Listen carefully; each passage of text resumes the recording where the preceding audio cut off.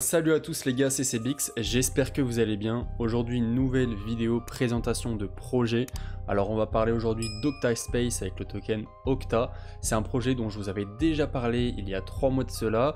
On était en février, le token était aux environs de 60 centimes. Je vous l'avais passé en vidéo parce qu'on était dans une très bonne zone pour recharger, mais je vous avais pas véritablement parlé des fondamentaux, donc c'est ce qu'on va faire dans cette vidéo. Et bien évidemment, on verra aussi la partie graphique à la fin de cette vidéo. Pour commencer, le token Octaspace est aujourd'hui valorisé à un petit peu plus de 2 $, ce qui nous fait une capitalisation boursière de un petit peu moins de 60 millions de dollars, 58 millions.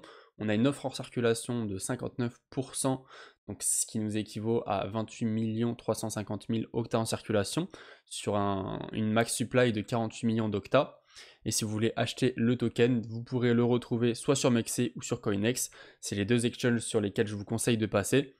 Donc concrètement, Octaspace, qu'est-ce que c'est? Quels sont les fondamentaux? Alors déjà, il faut le savoir qu'on est sur deux narratives avec pas mal de hype, avec beaucoup d'attentes dessus, c'est-à-dire liées à l'intelligence artificielle et le DePIN. Donc deux grosses modes en ce moment. Concrètement, on a plusieurs services qui vont être proposés par Octaspace, mais le principal, ça va être la location de la puissance de calcul, c'est-à-dire que si vous voulez acheter de la puissance de calcul, vous pouvez le faire à travers Octaspace, et si vous voulez donc vendre et mettre à disposition votre puissance de calcul, vous pouvez le faire également. Donc c'est un concept qui est quand même assez connu dans le domaine de l'intelligence artificielle. On a quand même des gros projets qui sont déjà sur ce secteur-là, comme par exemple Render, Akash Network, Clore AI. Quand on regarde le leader dans ce marché, on peut voir que du coup c'est Render qui est valorisé à 4 315 millions de dollars. Donc comme quoi avec nos 60 millions de dollars de market cap sur Octa, on a encore bien de la marge et c'est pour ça que le projet pourrait aller pousser beaucoup plus loin. Donc, revenons à Octaspace, comme vous avez pu le voir, on est quand même sur un marché avec beaucoup de concurrents. Mais ce qui est intéressant, c'est que le projet déjà d'une, il propose d'autres services qu'on va voir juste après. J'ai fait quelques recherches et du peu que j'ai pu voir, les services au niveau donc de la location de la puissance de calcul sont vraiment inférieurs en termes de coûts comparé à ces autres concurrents comme Clore AI, Render, Akash Network. Sur leur compte Twitter, on peut voir que ça se développe petit à petit, 21 000 abonnés. Ils postent relativement souvent, ils sont assez actifs, ils postent des news et puis l'équipe travaille vraiment fort, hein.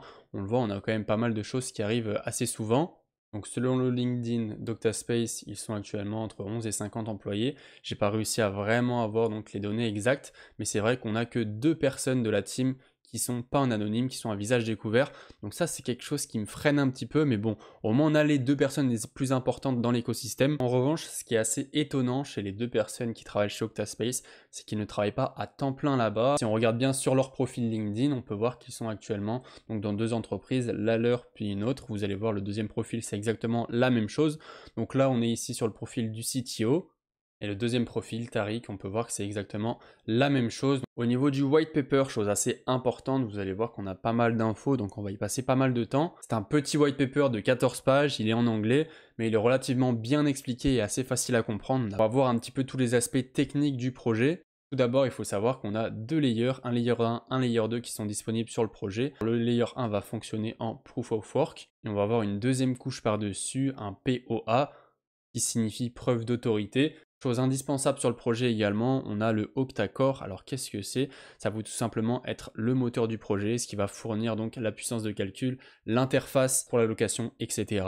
On a vraiment pas mal d'autres utilités. Je vous laisserai aller lire ça par vous-même. Et au niveau des services, donc là c'est assez intéressant parce qu'on n'a pas uniquement cette location de puissance de calcul, mais on a également un VPN qui est mis en place par Octaspace et qui est développé par eux. Donc chose assez intéressante, on a également un hashcash. Donc ça c'est tout ce qui va servir à craquer des mots de passe. Donc par exemple si vous avez oublié ou perdu un mot de passe, si vous êtes fait hacker votre mot de passe, etc. j'en passe. C'est un service que propose également Octaspace. Autre chose, il faut savoir que pour la location donc de GPU, de CPU, donc de puissance de calcul, le paiement se fait donc directement en token Octa. Donc ça c'est plutôt bullish aussi, ça permet vraiment d'avoir une bonne valorisation et donc d'avoir vraiment une réelle utilité du token comparé à d'autres plateformes où vous pouvez par exemple payer en fiat. Et donc là, vous avez un graphique avec l'émission des tokens Octa et les différents halvings parce que bien évidemment, cela fonctionne en Proof of Work. Autre donnée importante que j'ai pas précisé, mais le token a été lancé en fair launch, donc on n'a pas eu d'investisseurs qui sont apparus avant nous, qui ont préminé le token. Tous les tokens ont été libérés en même temps. Au niveau de la roadmap pour 2024, on peut voir qu'on a pas mal de petites choses assez intéressantes. Bon, des choses plutôt futiles comme par exemple l'update du site web. donc la mise à jour du site web, une nouvelle marketplace, etc. On a aussi pas mal d'avancées donc sur le rendering, sur les VPN et sur le marketing, une des choses les plus importantes qui donnera vraiment de la visibilité au token. Donc pourquoi pas, on pourrait espérer aussi des nouveaux listings sur des plateformes un petit peu plus importantes. Donc voilà pour la partie fondamentaux, on va directement passer à l'analyse technique. Et première chose qu'on peut voir, c'est une courbe vraiment très clean avec un pattern qui revient toujours. Pour remettre en contexte, je vous avais présenté le token aux alentours des 60 centimes. On était début février, juste ici, donc après la correction de la première jambe haussière, donc dans une très bonne zone. Juste après ça, on a eu une grosse accélération haussière, puis une grosse correction. Et là, je vous avais également reparlé du token. On avait tracé un Fibonacci qui nous avait donné donc cette jolie zone de rechargement. Et qu'est-ce qu'on a fait? On est venu pile faire une touchette dedans avant de repartir et d'exploser, de nous faire un très beau multiplicateur. Alors, je suis très fier de cette analyse technique. Ça m'a permis d'avoir vraiment les deux meilleurs points d'entrée, c'est-à-dire juste ici et juste ici également. Directement passé en daily et c'est assez intéressant comme token parce qu'on peut voir que la dynamique est très très bonne. On a toujours la même chose, c'est-à-dire une grosse accélération haussière qui s'effectue en quelques jours, quelques semaines grand maximum, avec une latéralisation puis une petite correction relativement légère qui dure en général 1 à 2 mois. Ce qui est assez compliqué actuellement, c'est qu'on ne sait pas si on a fini notre tendance haussière. Donc si on estime qu'elle est finie, on pourrait tracer, pourquoi pas, un retracement de Fibonacci. Attention, c'est à prendre avec des pincettes. Il se peut qu'on n'ait pas du tout fini notre tendance haussière et qu'on refasse nos plus hauts. Donc c'est pour ça que c'est toujours plus pertinent de tracer un retracement de Fibonacci quand on a fini la tendance haussière et qu'on est déjà en période de latéralisation, voire de correction. Donc si on estime que la tendance haussière est finie, on aurait un retracement et une bonne zone d'entrée sur les 0,618, c'est-à-dire sur les 1,50 $. Ce qui nous ferait une petite correction de moins 35%. Pour ceux qui voulaient rentrer, attention à vous, vous doutez bien qu'on n'est pas du tout dans une bonne zone pour rentrer. Au contraire, on est plutôt dans une bonne zone pour vendre. Alors bien évidemment, moi, mes targets sont beaucoup plus hautes. Je vous en parlerai en fin de vidéo. Sinon, sur le RSI, on peut voir qu'on arrive également dans des zones de vente. En général, à chaque fin de jambe haussière, on arrive aux alentours des 80 de RSI. Chose assez intéressante, on a également une petite divergence. Donc on la voit en 2 voire 1 heure, donc ça reste une très petite divergence, c'est à prendre avec des pincettes aussi, mais je tenais à vous le signaler parce que ça pourrait potentiellement être notre top, c'est-à-dire que comme vous pouvez le voir, on a un cours qui monte avec un RSI qui descend, c'est-à-dire qu'on a de plus en plus de force vendeuse et de moins en moins de force acheteuse. Alors sinon au niveau des différents points de sortie, ça c'est quelque chose de très personnel et ça va dépendre de votre point d'entrée. Donc moi, ce que j'aime bien faire dans un premier temps, c'est reprendre mon investissement de base. Dans un deuxième temps, prendre un premier TP. Dans un troisième temps, prendre un deuxième TP.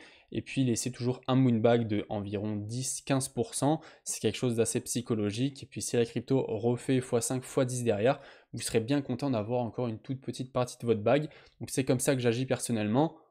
Et grosso modo, si vous prenez tous mes points de sortie, ça me fait une target aux environs de 9-10 $. Donc c'est-à-dire un x5 à partir de maintenant. C'est quelque chose qui est totalement réalisable à mon avis quand on prend en compte donc le potentiel du token plus la capitalisation boursière qui est encore très faible, en n'oubliant pas les narratives IA et des pins qui sont très attrayantes en ce moment. Donc voilà pour l'analyse graphique sur le token Octa. J'espère que la vidéo vous aura plu. Si c'est le cas, n'hésitez pas à mettre un pouce bleu, à vous abonner pour les nouveaux. Merci beaucoup à tous ceux qui le feront.